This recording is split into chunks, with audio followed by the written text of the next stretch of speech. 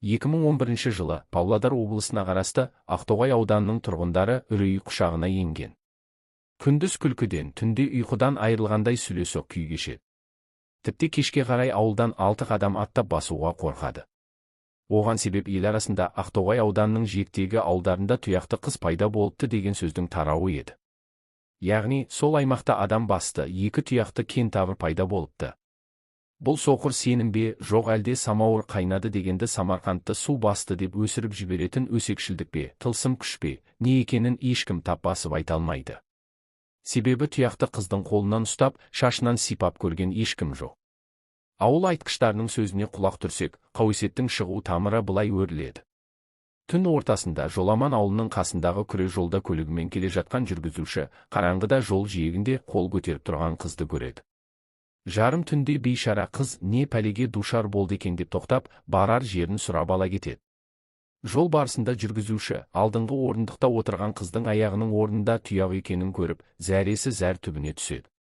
Бақытқа қарай көлігі сөніп қалады, ал қыз итеріп жіберейін деп ұсыныс айтады.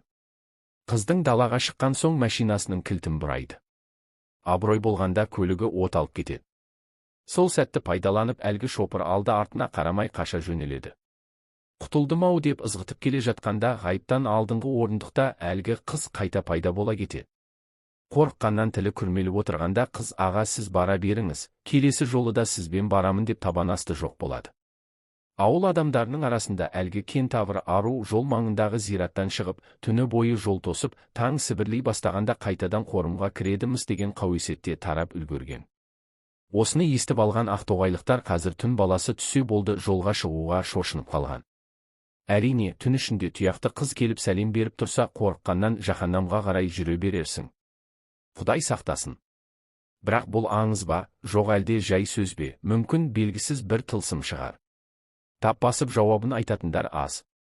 Мәшһүр Жүсіп орталық мешітінің бас имамы Жолдас Қоспақұлының айтуынша, адам көзіне түрлі жын шайтандар елес болып көрінуі мүмкін. Және мұндай оқиғалар жайлы тек қана Павлодарда емес, басқа да облыстарда да сөз болған. Қабірден жын шайтандар түрлі кейіпте шығады деп те айтылады. Дегенмен соншалықты мән беріп, дабырайтып көтеріп, өрістетіп жіберуге болмайды. Яғни адам баласы мұндай елеске жолықса іштей дұғасын айтып, Құдайдан жәрдем сұрап жүре бергені абзал. Ал елдің арасында әртүрлі өсек аяң таратып, қорқытып үркітудің қажеті шамалы. Сонымен Ақтоғайдағы қорымнан шыққан қыз кентавр кім болды екен? Тек айтар бір ғана уәж бар.